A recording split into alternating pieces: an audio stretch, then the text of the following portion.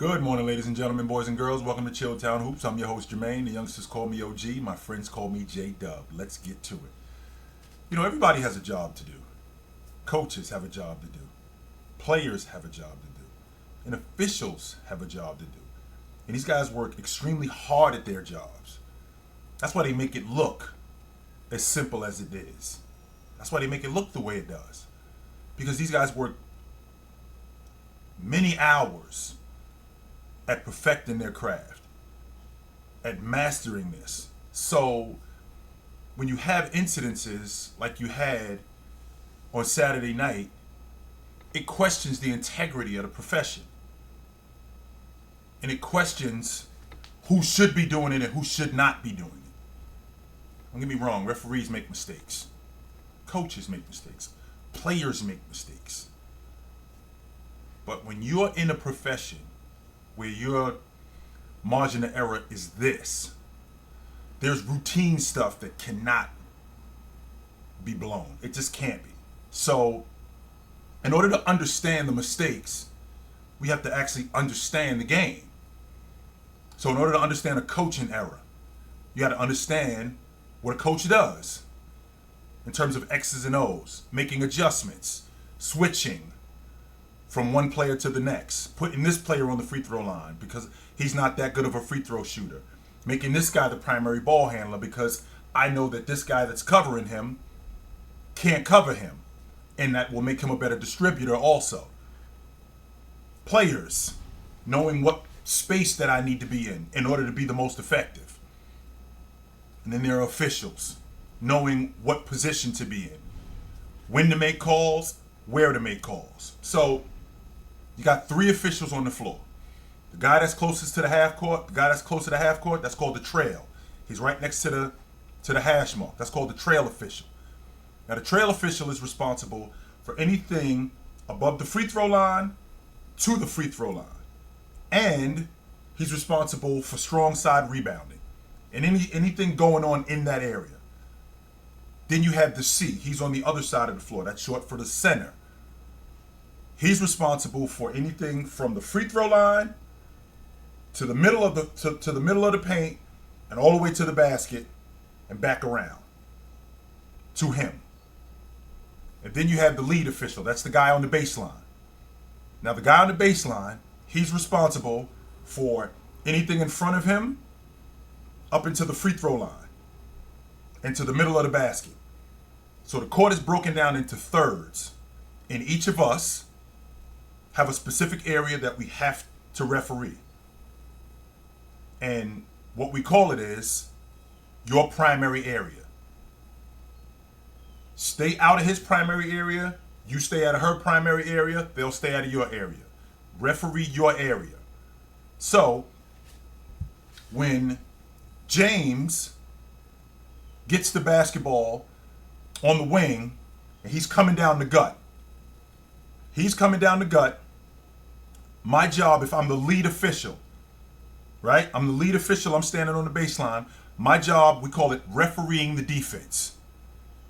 I'm not paying as much attention to James. I'm paying attention to maybe a violation, a double dribble, or a travel.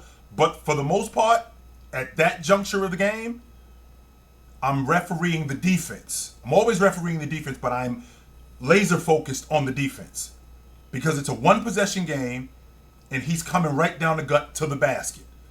So this play is in front of me as a lead official. This play is in front of me and he's coming down the gut. I am looking at two people. I'm looking at Jason Tatum. I'm looking at Malcolm Brogdon. Those are the two guys that I'm looking at. I'm not paying as much attention to James as I am to those guys. I am refereeing the defense. And when he goes up with the weak hand and he gets smacked on the arm, if I don't blow the whistle, I'm somewhere else mentally. Because what I can't do is I can't anticipate a foul. I have to call a foul. Because anticipating a foul means that I think he's going to do it, which means I'm guessing. And that's a cardinal rule in officiating. Do not, I repeat, do not guess. Call what you see. When you call what you see, 99% of the time you get it right. It's that simple. So, if I'm the lead official, the action coming down the gut, that's me. I am paying attention to that. So when James goes to the basket, I am looking at Malcolm Brogdon and I'm looking at Jason Tatum. Those are the only two guys I'm paying the most attention to. Now, the trail official, once again, the trail official is responsible for what? He's responsible for anything above the free throw line, but he's also responsible for strong side rebounding. So he can pay attention to what's going on in there, but he can also be what's called an active trail too. And if he sees that, and he gives that lead official, if I'm the lead official, and he gives me 1, 2, 3 cracks at it, and I don't blow the whistle, he sees that, beep, he's got to come in. That's what we call a crew saver. When he blows the whistle, he's got to come in, because we cannot have all three of us out here and the trail official who, even though that's not his call and that's not his primary area, when he's coming down the gut, I'm still responsible for what's going on in the lane, and I can still peek in and see that. And referees miss calls. But the three of us, one of us can be saved. One guy can save both of us. All three of us, in fact. And that trail official, he's got to have a whistle on that. He has to. Simply because he gave the lead official 1, 2, 3 cracks at it. We cannot have anybody not have a whistle on this. That has to happen. And games are decided like this. When games are decided like this, it questions the integrity of the profession. You guys know what you're doing? How did you miss that? Because if that's me in the lead position, the supervisor of officials, he wants to talk to me first. He doesn't want to talk to anybody on the crew before he talks to me. He wants to talk to me first. And the first question he's going to ask me is, what did you see? And the next question he's going to ask me is, where were you? Was I in the correct position to see what I needed to see? And I'm going to have answers for this. Because this is deciding whether I get more games. This is deciding whether I get to referee in the playoffs. This is deciding whether I get to keep my job. Because again, blowing calls like this could be the difference between teams making the playoffs, coaches getting fired, players getting traded. It is that serious. For example, the Lakers have had 4 games decided by blown calls this season. 4. If you take those 4 wins, if you take those 4 calls and the Lakers win those 4 games, that puts the Lakers at 27-23. That's good enough for 3rd in the Western Conference right now. What kind of conversation are we having with what kind of conversation are we having about the Lakers if they are in 3rd place in the Western Conference right now? Darvin Ham is talked about in a different light. James is in the MVP conversation. No question about it.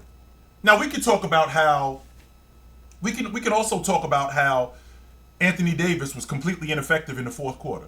We can talk about how when we get into the overtime where Russell Westbrook has the ball on the baseline and Anthony Davis is not sure whether or not to come out and screen or get out of the way. Instead of getting big on the block and asking for the basketball, which he very well just could have asked for the basketball because he's got Malcolm Brogdon on him. But the fact that he had missed 4 of his last 5 shots in the 4th quarter alone, maybe his confidence wasn't where it should be. And he did just get back into the lineup. I can appreciate that. But he's got to play better. Sure. He's got to play better. I thought the Lakers did a good job on the backboard. I thought Boston did a great job on the backboard also. But what a great game like that cannot be decided by officiating. As an official, one of my pregame speeches, I always said this every game that I refereed. Whenever we had the players come to half court, I said one thing. I said, take a look around. Nobody bought a ticket to come see me. You are the show. You're going to involve me. I'm going to get involved. How much I get involved, that's up to you. And that's all I would say. And understand that a lot of officials, where they get themselves in trouble, is they involve themselves in the game. And then they don't involve themselves in the game when it's necessary. And it was necessary to involve yourself in the game at that particular point. And he didn't do that.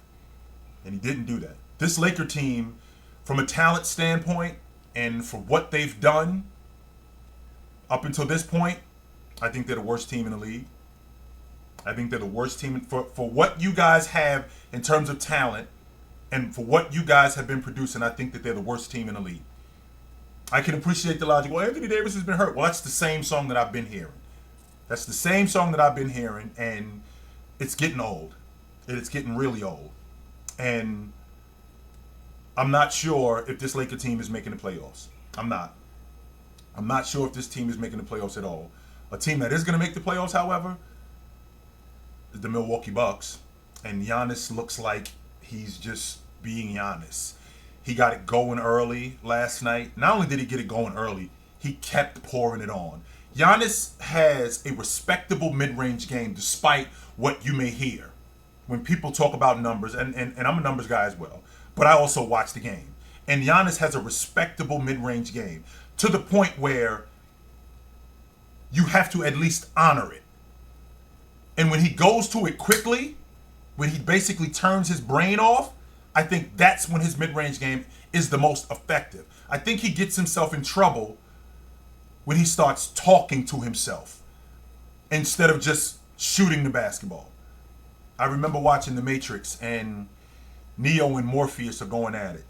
And as they're going at it, Morpheus says to Neo, "Stop trying to hit me and just hit me." That's where I find Giannis a lot of times. He'll go to the free throw line, and he's trying to make free throws instead of just making them. He's trying to shoot the mid-range instead of just shooting it. I think a lot of times he's in his head, and I think that gets him in trouble when he could just be him. Getting Middleton back into the lineup, Middleton looks good. Drew Holiday is, I think you can make the argument that Drew Holiday is a top 10 point guard in the game. I think that that's a legit argument that he is a top 10 point guard in the game. He's still one of the better defenders in the game. I think that his perimeter defense has taken a step back, and I think that's largely due to him getting older. I think we're in year 10 now. So I think I think the injuries are starting to catch up with him. He's still got the goods now. Make sure we're clear on that. He's still got the goods, but I think that he isn't as effective as he's not the ball hawk that he used to be. But he's still one of the best perimeter defenders in the game. But I do see him slowing down a bit defensively. But if he could be 80% or even 90% of what he was 2 years ago, I don't see anybody beating Milwaukee 4 times in a week. I just don't. I do not see it. I watched that New Orleans game last night, and I still stand on the logic that the New Orleans Pelicans, I keep wanting to call them the Hornets, I'm sorry. The New Orleans Pelicans are a lead guard away from really challenging in the Western Conference. I'm confident in that. I think that they're a legit lead guard away from really challenging in the Western Conference, and I think that lead guard is Mike Conley. I do. Mike Conley is in a position right now where he's having his best assist-to-turnover ratio. He's averaged the most assists this season than he has. And for him to be in New Orleans, he'd be playing with better scorers. Not only would he be playing with better scorers, he'd be playing with better players to space the floor. And they need a lead guard to settle them down. The reason why CJ is as good as he was in Portland, because he's better off the basketball. And I think that with a lead guard like Mike Conley, who you don't need him to be buckets, you just need him to be steady, I think he really makes the difference in what they're doing in New Orleans. No doubt about that. So that's what's going on now. And we'll see what happens with this Laker team. Milwaukee looks like they are the class. Philadelphia with Embiid, I mean, I can't say enough about him. I see the dominant performance that I saw from him, and I understood. It took me a second to understand why he wasn't covering Joker, and then it did make sense. It did make sense that the adjustment that Doc Rivers made. I was actually surprised about it, that I didn't see it. but I was actually surprised that it was brought to my attention. The idea that, okay, you take Joker and you take PJ Tucker and you put him on him, and you take Embiid and you put him on Aaron Gordon to neutralize Aaron Gordon. And how do you neutralize Aaron Gordon? Well, this is what you do. You neutralize Aaron Gordon, you keep him away from the basket with a bigger body. Now that takes away from an option for Joker, because Aaron Gordon Aaron Gordon has been a big beneficiary to Joker. And I think that was a great adjustment by Doc Rivers that was brought to my attention. I didn't even realize that. That was great. But Embiid was fantastic. He absolutely is fantastic. I think he's arguably the best big man in the league. I think he's in the MVP conversation. And he's going to be in the MVP conversation all year long. Philadelphia and James Harden, until I see it in the playoffs with him, what he's doing right now, as good as he is, I feel the same way about him as I do as Kevin Durant. Until I see it, you went to Philadelphia for one reason and one reason only. You didn't go to Philadelphia to compile stats. You could have stayed in Houston to do that. You could have stayed in Brooklyn to do that. You did not come to Philadelphia to compile stats. You came to Philadelphia to win. So I need to see it translate into playoffs. Once I see that, then we're going to have a different conversation. But Philadelphia, I think that they're viable. I do. I think that they're viable, and I think that they're going to be a threat. No doubt about it. So it's good to see you guys. We'll do it again real soon. But until then, take it light, but take it.